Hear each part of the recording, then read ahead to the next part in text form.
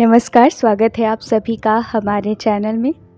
हम पढ़ रहे हैं आशुतोष गर्ग जी द्वारा लिखित पुस्तक जिसका नाम है अश्वत्थामा, महाभारत का शापित योद्धा।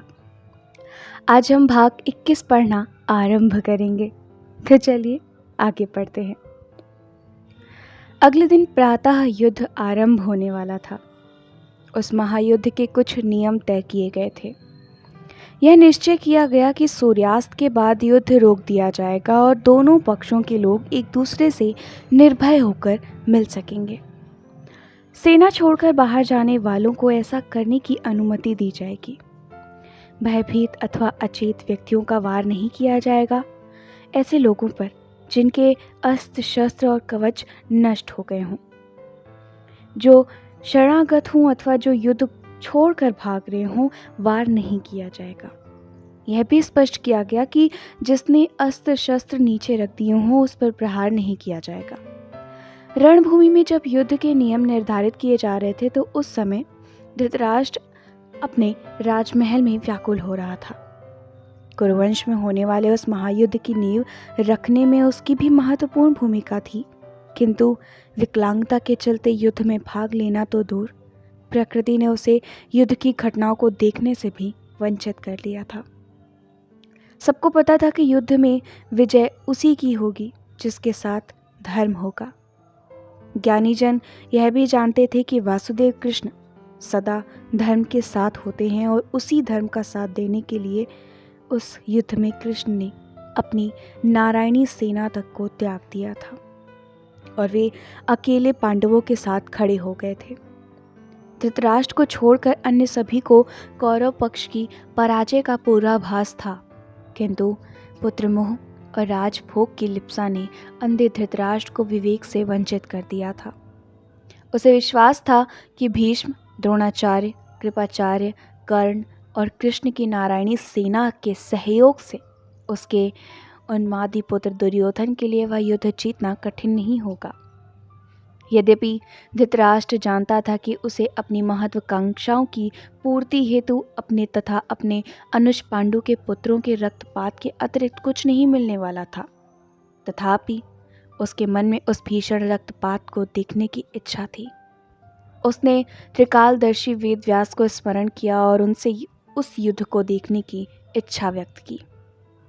वेदव्यास ने धृतराष्ट्र से कहा कि यदि उसकी इच्छा हो तो वो उसे युद्ध को देखने के लिए दिव्य दृष्टि दे सकते हैं, परंतु अचानक धृतराष्ट्र को लगा कि उसे पांडवों के साथ साथ न जाने अपने भी कितने पुत्रों के शव और विक्षिप्त तन देखने पड़ेंगे। इसलिए सोच विचार के बाद उसने वेदव्यास से कहा कि वे उसके मंत्री संजय को दिव्य दृष्टि प्रदान कर दें, ताकि संजय महल में बैठकर युद्ध देख सके और धृतराष्ट्र को वहां हो रही विनाश लीला का आंखों देखा हाल सुना सके। वेदव्यास ने उसकी प्रार्थना स्वीकार कर ली और फिर संजय ने ही धृतराष्ट्र को महाभारत के युद्ध का पूरा वर्णन विस्तार से सुनाया था। इस युद्ध के विषय में पहले भी बहुत कहा सुना जा चुका है और मुझे लगता है कि उन सब बातों को यहाँ दोहराने का कोई अर्थ नहीं है। हालांकि कुछ घटनाएं मेरे अपने जीवन से जुड़ी हुई हैं, इसलिए इस कथा को आगे बढ़ाने के लिए उनका उल्लेख करना आवश्यक है। संजय ने धृतराष्ट्र को बताया कि रणभूमि में युद्ध के नियम निर्धारण के बीच शंखनाद हुआ और फिर कौरव तथा पांडवों के बीच वह महासंग्राम आरंभ हो गया। रणभूमि में अश्वों की हिनहिनाहट, हाथियों की चिंगार और सैनिकों की चीख पुकार के अतिरिक्त कुछ सुनाई नहीं दे रहा था। रथी से रथी, महारथी से महारथी और अतिरथी से अतिरथी लड़ रहे थे। भीष्म, द्रोण और कृपाचार्य के रथ पूरे मैदान में आंधी की भांति घूम रहे थे। बाणों की वर्षा से युद्ध के पहले दिन ही रणभूमि शवों से पट गई। ऐसा लग रहा था मानो आकाश से रक्त की वर्षा हुई थी, जिससे भूमि का रंग लाल हो गया था। कौरव योद्धाओं की तरह पांडवों की ओर से भी भयंकर बाण वर्षा हो रही थी। पांडवों की ओर से अर्जुन के युद्ध कौशल तथा भीम के भीषण गर्जना के सामने किसी का टिक पाना मुश्किल हो गया था। पहले ही दिन दोनों ओर से सैकड़ों सैनिक एवं योद्धा मारे गए और उससे भी अधिक संख्या में गंभीर रूप से घायल हो गए। युद्ध इसी प्रकार चलता रहा और प्रतिदिन सैकड़ों की संख्या में योद्धा घायल होते रहे और मरते रहे। उस महासंग्राम ने इतना भीषण रूप धारण कर लिया कि मृतकों की गिनती करना अथवा उनके विषय में विचार करना भी व्यर्थ था। आपको युद्ध की एक महत्वपूर्ण घटना सुनाता हूँ। भीष्म अपनी प्रतिज्ञा अनुसार पांडवों की सेना पर कहर बनकर टूट पड़े थे। उनके सामने बड़े बड़े महारथी असहाय और हतबुद्धि दिख रहे थे। यहाँ तक कि अर्जुन, जिसके रथ का संचालन स्वयं भगवान श्री कृष्ण कर रहे थे, भीष्म को रोक नहीं पा रहा था।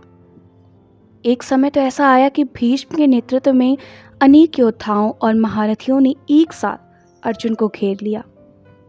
श्री कृष्ण ने अर्जुन को संकट में फंसा देखा तो सहसा न जाने क्या हुआ, कृष्ण बिजली की फुर्ती से रथ से नीचे कूद पड़े।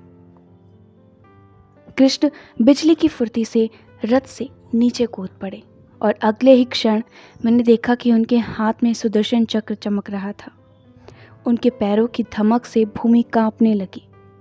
उनके श्याम तन पर फहराता हुआ पीत वस्त्र काले वर्षा मेघों के बीच विद्युत किरण के समान चमक रहा था। उनका रौद्र रूप देखकर सबके मन में शिशुपाल वध की स्मृति ताज़ा हो आई और भय ने रणभूमि में अपने पैर पसार दिए। कृष्ण का विध्वंस रूप देखकर सब लोग आतंकित दिख रहे थे, परंतु भीष्म तनिक भी नहीं घबराए। उन्होंने हाथ जोड़कर कृष्ण से कहा,